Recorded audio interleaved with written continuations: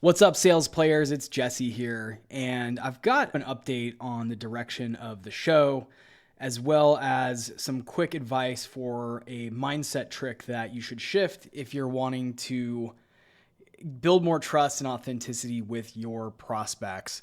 So let's dive into it. I want to actually start first with the update to sales players.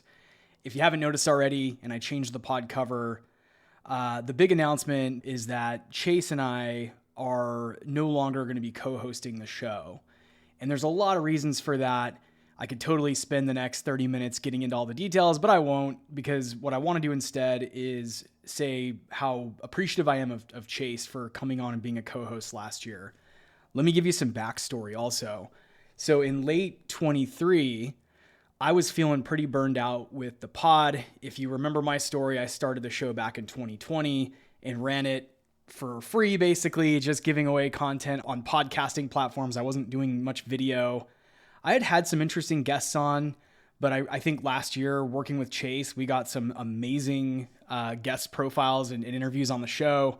And so Chase did a really good job of bringing in some amazing interviews for us, like Chris Orlob and Jeb Blount and some of those other ones. So I'm super appreciative because he was willing to come in and try that out with me, the co-hosting format. And this was, again, late 2023 when I asked him to join as a co-host. He and I had been doing different projects together. He's been one of the original fans of the show. And I believe he was one of my first coaching clients as well. So anyway, big shout out to Chase for jumping on and spending 2024 with me, putting out some amazing content, helping me get some awesome guests, and sharing his journey in tech sales as well. So we decided after doing it for the year that we probably have just different visions for what the show is and what it should be. And there's also an added complexity. This, as you recall, is not my full-time thing. I am a full-time enterprise account executive by day. And more specifically, I work in an early stage startup company. So it's not a 30-hour-a-week job, so to speak. It's a much more than 40-hour-a-week job to be in an early stage company trying to generate pipeline and close enterprise deals. And so this is my side hustle, my weekend business, if you will, not my full-time thing. And what got really challenging having two co-hosts plus high-profile guests, and you know who they are, they were the ones on the show last year, is getting calendars synced for all those people was a full-time job. Now, you might be thinking, why didn't you just hire someone, an EA or something, to help do that? We probably should have. But what I've found running this podcast now and monetizing it, I didn't monetize it for the first several years that I did it. And really, as of last year, we kind of got it down to a formula, is that we still weren't generating enough cash from the show to hire editors or EAs or things like that. And that's actually still my goal with the pod, is to turn it into a fully profitable business that also we can create the best possible content. So very long-winded way of saying, at the end of last year, 2024, Chase and I just decided that it was best if we part ways. Big shout out to Chase and my thank you to him for helping us get some fantastic guests on the show, which really added a lot of credibility to what we were doing. And I believe he is going to be launching something. I don't know if it's a show or a course or something else.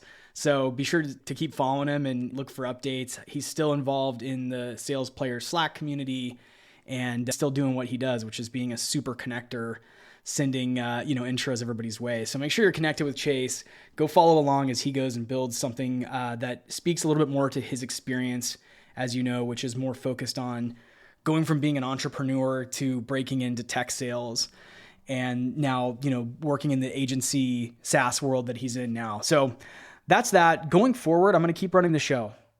It is just going to be me as a solo host. One of the other things that I've decided as I've thought about it more, and as great as it was to have the amazing guests we had on, and I am super appreciative of all of the high profile, thought leaders that came on the show and shared their stories and their insights for the listeners.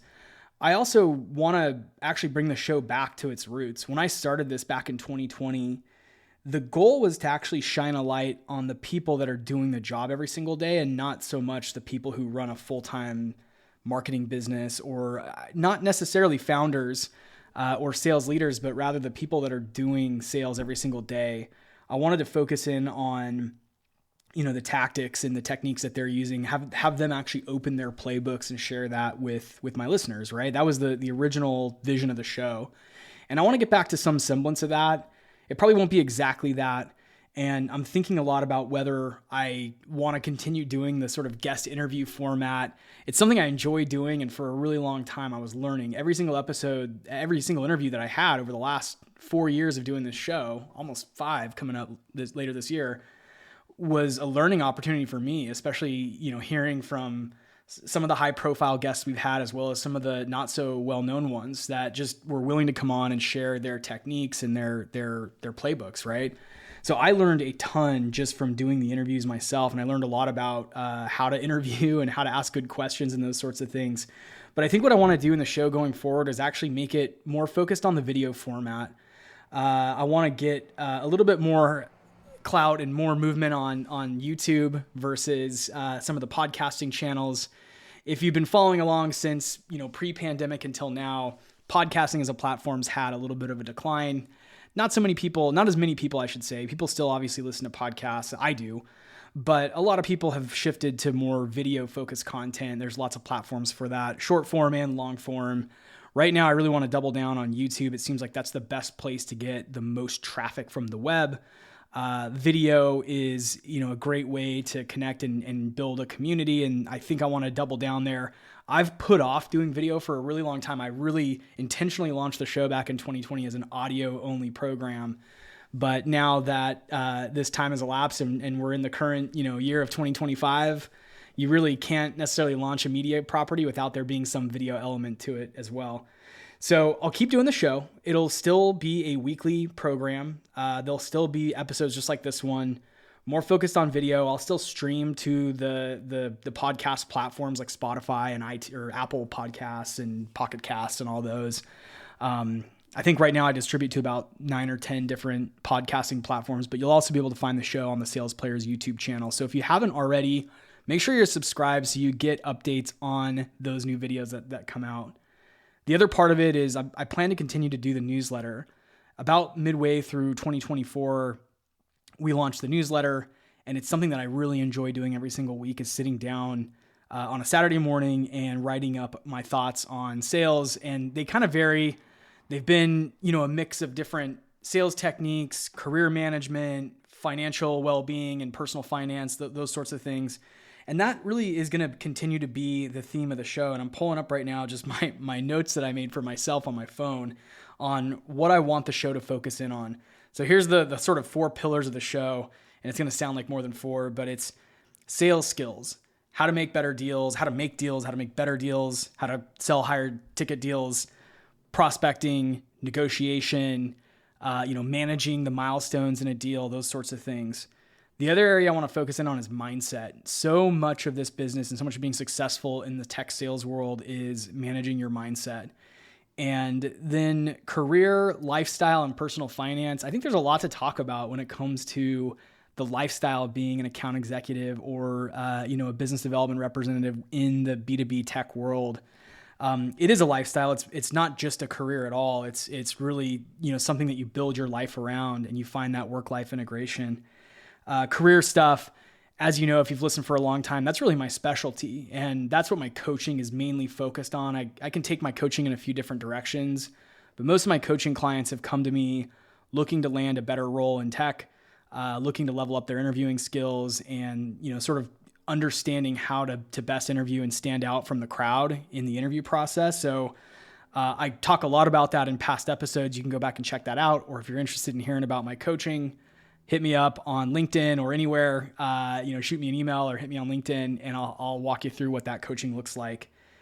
Lifestyle, personal finance is the other thing. I've been talking a lot more about this, especially over the last year. It's something I'm personally passionate about. It's one of the reasons I got into tech sales, was to make as much money as I can. And I think if money isn't one of your main motivators, then this might not be the right business for you, because you have to keep that North Star through the thick and the thin. And there's a lot of thick right now. So, keep that in mind, that we're going to talk more about personal finance, wealth building techniques, how the top players in, the sales and tech world are managing their investments and building wealth and paying off debt and those sorts of things. I'm very passionate about the topic, if you can't tell. And then the last pillar is like tools, tech trends, those sorts of things. Just talking about the industry, talking about what's out there.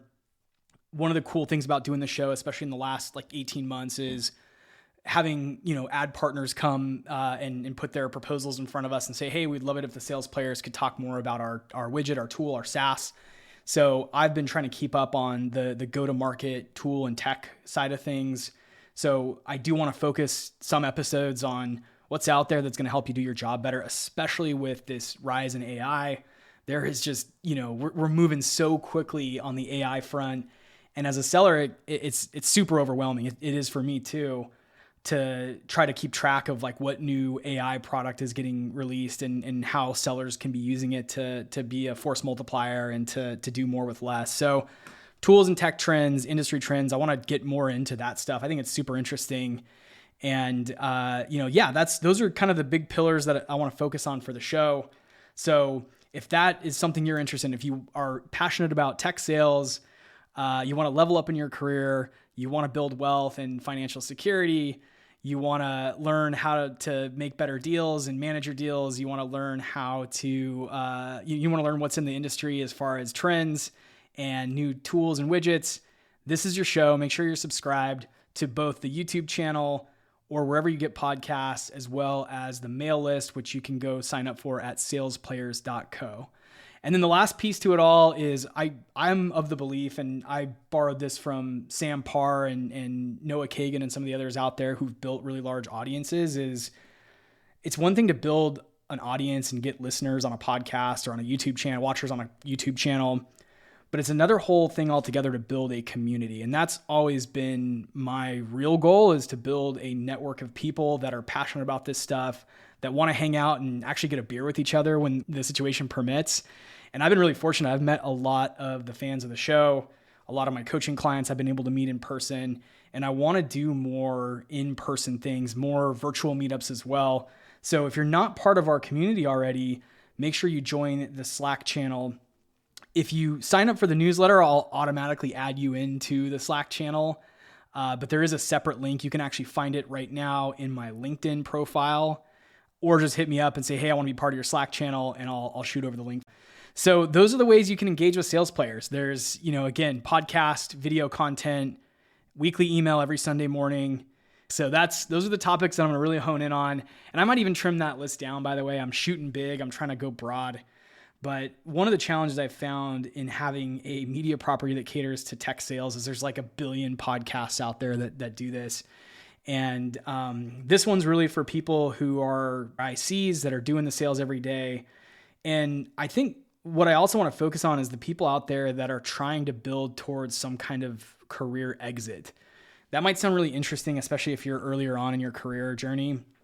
But one of my ultimate goals is to eventually have, some large selling years. And I'm hoping those are coming here in the next 3 to 5 years, and to be able to actually retire from tech sales and go do something entrepreneurial.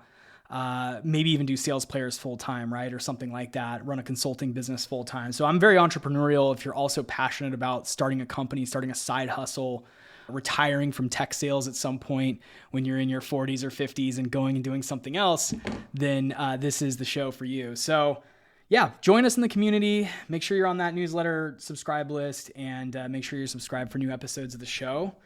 That is the update. So I just want to say to everyone out there listening, especially those who've been with me since 2020, I never imagined this show would grow to the extent that it did. I honestly can't believe it sometimes. I really thought when I launched this back in September of 2020 that a few colleagues would listen, maybe my mom, maybe my wife would listen, and that would be it. I never imagined growing to have, thousands of listeners every single month, hundreds of active people in the network and community, and then dozens of coaching clients over the last 18 months since I've launched that. It's really amazing. And I can't thank you enough for following along. And I'm always so glad to hear from you too. So whenever you get a chance, hit me up on LinkedIn. That's where you can find me most of the time. Or shoot me an email. You can hit me at jesse@salesplayers.co. That's my direct email address for the show. shoot me an email. Tell me tell me if you liked or hated something I put out. I really want to know. I honestly appreciate when people tell me that the show sucks. It's been pretty rare that that's happened. Most of the feedback I get is that we talked about things that were helpful and somebody landed a new job because of it, or someone landed a new customer because of it, or, I don't know, someone paid off some debt or something like that. So just want to say thank you to all the listeners out there for being, just a loyal audience, and I always love hearing from you. So please hit me up anytime. I'm here to help in your own tech sales journey. Before I get into the topic for the episode today, I want to just quickly talk about my background, because I think now that the show is going to be running with me as a solo host going forward, I really want you to know who I am and what my background is, because I'm going to focus the show on more my subject matter expertise than anything else. It's less, as I said, less about interviewing high profile guests with large audiences on LinkedIn. And now it's going to be more focused on specific subject matter expertise that might be relevant to many of you out there who are tuning in. And if it's not relevant, you can always unsubscribe. I'm just kidding. Don't do that. But let me give you my background. So my career started in 2012. I finished my bachelor's degree in 2012. And started working in media sales right out of school. I went to school here in Arizona where I live, but I knew that I couldn't stay in the Phoenix area at the time just because I really decided I wanted to work in tech. I was just very passionate about it. I had looked up what the highest paying sales roles were in the world, and I think the top one was like pharmaceutical sales. I knew I didn't want to do that. It wasn't interesting to me. But the second one was enterprise SaaS, and I had no idea what that meant in 2012, honestly. So what I started doing was looking for my path into tech sales, but I realized that the market I was in didn't really have a lot of opportunity. So I, sight unseen, moved myself. At the time I had a 1.5-year-old daughter and my wife across the country. I mean, not across the country, but partway across the country from the Phoenix area to Austin, Texas. And I joined a small e-commerce software company doing, phone transactional e-commerce software sales. And that was my foot in the door. And that was a super sweatshop, if you will. I mean, boiler room, that's the better term. It wasn't a sweatshop. It was a boiler room, super boiler room role where we're making like 100, 150 calls a day. I had a spreadsheet. We didn't have a fucking CRM. It was a spreadsheet with like domain addresses that someone had like exported from the Whois network or something. It was really janky. And I was just selling small business owners on e-commerce software. But in that role, I had this amazing manager who really encouraged me and said, "You're a natural. You should keep doing this. In fact, you should shoot higher than this transactional, $200 a month sales contracts," right? Like these were like really small deals, like in the few thousands of dollars. And I've talked about this a lot on past episodes. So he encouraged me to go and shoot bigger. And being in Austin in that time frame, really being in Austin still is an awesome opportunity. And of course, you could say the same about a lot of other cities. There's the Bay Area, there's New York, there's Boston, Dallas is great. There's just tons of great cities for tech. And now, fortunately, you can also get into tech really anywhere if you find the right company that's willing to hire remote. But I digress. So in that marketplace, Austin, at that time, I started getting tons of recruiters. I managed to work my way into an enterprise-focused startup, not as a seller, actually as a BDR. So I went from being a closer in very transactional SaaS software, small subscription amounts, to an enterprise BDR where I was calling into the big box retailers, the largest retailers, Macy's and Dillard's at the time. I don't think these even exist now. Macy's and Dillard's and Sam's Club and, Men's Warehouse and the list goes on and on. Those were the accounts we were trying to sell to, as large big box retail brands. And in that role, I really transformed because I started out as a BDR, had a territory, found some success, learned to work really closely with my field sales team. But then what was really cool was I was in the office with our CEO, who was formerly a CRO for a really, really well-known tech company in Austin that IPO'd and had a huge exit. So he was just a super, I don't even know how to explain it. Like he was just a super sales professional. Like he had climbed the ranks. Like he had done it all. He'd been a CRO for a decade. So working in the same office as that person was a game changer for me because he took me under his wing, coached me up on a lot of things, mentored me, gave me advice on everything from like negotiation to how to present yourself to an executive at a brand. And pretty quickly I was promoted to actually lead that BDR team. So I ended up leading a team of 4 reps, managed all of the sort of inner partnerships between marketing and ops and finance and other teams.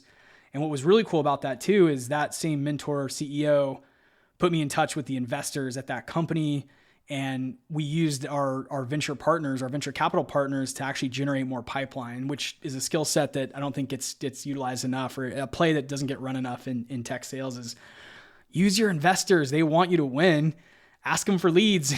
Anyway, so that was just a really cool, Series B startup, enterprise SaaS company. I learned so much in a really short amount of time, was promoted, got, just some amazing mentorship from the leadership there. Still in touch with a lot of those people today, and they're still people that have guided my career to where it is. So yeah, so that was that role. From there, I actually then was able to springboard into a really large unicorn company where I led part of the inside sales team at that company, the West region, if you will. It was a pretty big team. In that role, I was part of hiring 35 people in a 6-month time span, which is just nuts when you look back. This is, back in 2017 or 2018.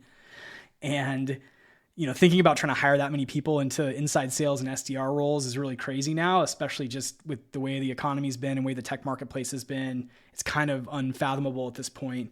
But that was the role I was in there. It was just this hyper growth pre-IPO company. They were really late stage, I think Series D or E, ready to IPO. They did actually IPO after I'd already left the company, unfortunately. So from there, I actually then went on to 2 different startups. And this is not something that you're going to see on my LinkedIn profile because I don't actually list these companies. But I spent basically a little over a year working on 2 different startups as the first sales hire for both of those companies, by the way. One was backed by a venture capital firm in Austin.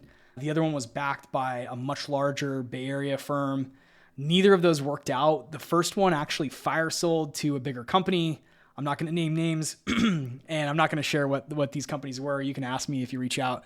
But yeah, the first one fire sold to a bigger player, really acqui-hired, I should say, not fire sold. Acqui-hired being the bigger company wanted their people, their engineers, so they acquired them. I didn't make a dime from that. Unfortunately, that's the way it goes. Although when I started there, I really had high hopes that I would, make my millions on being the first sales hire in an early SaaS company in Austin. And then the second one was a company that I think had just a ton of potential. And this is one of the only sales roles I've been in where I had people banging down my door, beating a path to my door to buy. This was the most unfortunate thing that I've ever witnessed in my career because I literally had CTOs calling me on my cell phone saying, I've been trying to get a hold of you, Jesse. Where do I wire the money for this? I'm not joking. I wish I were being like superlative or exaggerating, but I literally had nonstop calls from like 5 different CTOs saying, I want this product. What it was like a management platform for engineering teams so they could manage like their code quality and how much code they were laying down. It was really interesting. Probably now some AI product does this, but at the time it was pretty revolutionary. The problem was the team could not get a live production environment for this product. So despite me getting on calls and selling these CTOs on the concept and then having these people commit to buying, then when I went back to our implementations and delivery team, frankly, went back to the founders of the company and said, how do we deliver this now? I was like, well, shit, we got to wait a few more months. And it was like, what do you mean a few more months? I've got people that are trying to wire me money today. Like, what do we do here? And, if you can guess that didn't last very long, within a few months, they kind of closed things down. And as far as I know, the company shut its doors after I actually left on my own accord, just seeing the writing on the wall. So yeah, that was my experience as the first founding AE hire at 2 different tech startups in Austin. From there, I was able to actually jump into the career that I'm in now, which is doing enterprise sales for contact center software in the CX or customer experience category. That's where I've been since 2019. Actually, really before that, but steadily I've been in that category since 2019 as a quota-carrying individual contributor. And that's exactly the way I like it. My sweet spot is I like to join companies that are at least at the Series B stage. In my opinion, before that, it's very risky because typically before a company raises Series B, they don't yet have full product market fit. Sometimes they do, but it's just carries a little bit more risk. It's less likely that they have that product market fit.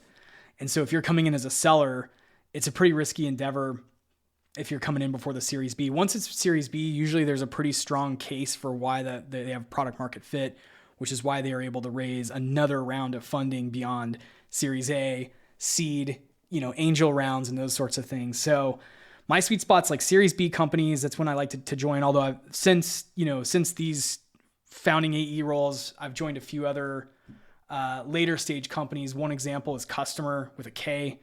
And I joined them pretty late in their journey. And we were actually acquired by Facebook, Meta, which was a whole experience that I won't bore you to death with right now. I think I want to do a whole episode on what it was like getting acquired by a FANG company, or, if you're not familiar with the term, it's FANG. Facebook, Amazon, Apple, Netflix, and Google are the FANG companies.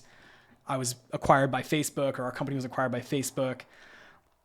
Never something that I anticipated in my B2B selling career was to go work for Facebook. It wasn't one of the target companies I'd ever imagined working for, but being there was actually really interesting.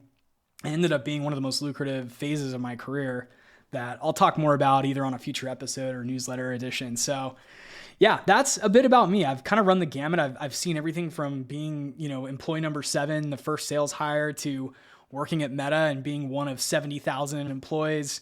I was really fortunate because I got to live in Austin for 8 years in the tech space in the early parts of my career when I was still learning how to do this. And because of being in office and in person, I had access to some mentors, whether that was a really amazing CRO, CEO, who was formerly a CRO. I met a lot of investors because I was part of early startups. And when you're part of an early startup, you do tend to, rub shoulders a little bit with the venture partners or the lead investors in the company, which has been a really cool thing for my career. And I definitely want to talk more about that side of the tech business at different points. I think it's a topic of high interest for a lot of people, is like ownership and equity and what it feels like or what it looks like to get acquired by a bigger company. And I think we're going to see a lot more of that in the coming years, by the way, as well, with like smaller startups starting with AI and then selling to these bigger players. So that's what I want to talk about on the show, is all this stuff. I'm a nerd for all of it, frankly, whether it's sales technique, tactics, running people's playbooks, mindset, human psychology as it relates to sales, managing projects, managing the milestones within a deal cycle. And I love closing big deals. I won't talk too much about that today, because if you go back just one episode, you'll hear the last episode I put out was a republish of a podcast I was interviewed on called How the Deal Was Done, where I talked about the story behind closing my largest SaaS deal in my career and the largest commission check to boot. So go check that episode out too.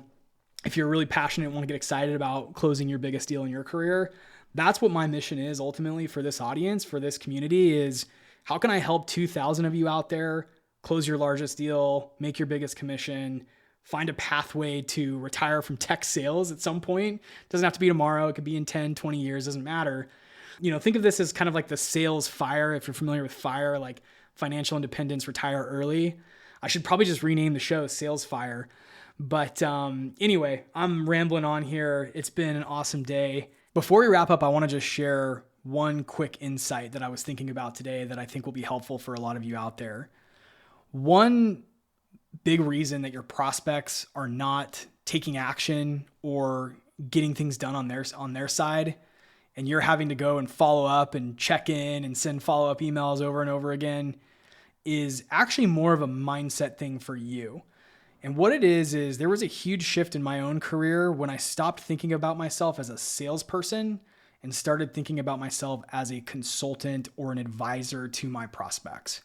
I've talked about this before on the show, but I want to reiterate how important that is, especially now, especially in the marketplace we're in, or I should say macro economy that we're in. It's really important that your prospects don't perceive you as the sales guy or the sales girl, but they see you as a consultant and an advisor to their business and a subject matter expert that knows the industry, knows the product, knows their challenges. So you have to work on your mindset and be able to start to do things in your workflow that prove that you're a consultant and an advisor and not a sales rep with commission breath, as they say. What are some ways you can do that? I'll share one that I shared with a coaching client earlier, which is I always do these in-between calls with my champions in my deals. You'll hear a lot of people call them different things, but an in-between call is like, you have these milestones in a deal where you do like a discovery call, and then there's a demo, and then there's like a, pricing conversation. I try to actually meet with the champion in the deal, or who I think might be the champion in the deal, in between each of those steps for like a 10 or 15 minute touch base. And I always do a few different things. One is I get their feedback on how the last session went. So if I'm doing this right after a demo, I'm asking them, what did you think of the last demo we did? What did your team think? What was missing? What did we not show, right? But then I'm also saying, okay, for the next meeting, what do you want the agenda to be? What do you think the group that will be on the next call care about and want to see first? Do they want to just jump right into the proposal? Do they want to see a business case? Do they want to see our assumptions? Or, do we talk about something different altogether? So doing some of these like in-between calls is going to give a lot of trust and authenticity to your deals. And it's going to help your prospects feel a little safer working with you. And I think in 2025, that's super important, is if you're someone that can build that level of relationship with a buyer and they feel that trust and they can see your authenticity come through and they know that you're on their team trying to enable them to go sell internally, you're going to do a lot more deals than if you're, following up and checking in and, grinding the phones and doing all the sales things. You should do some of that stuff too, right? You got to still pick up the phone. You got to still, make stuff happen and get next steps.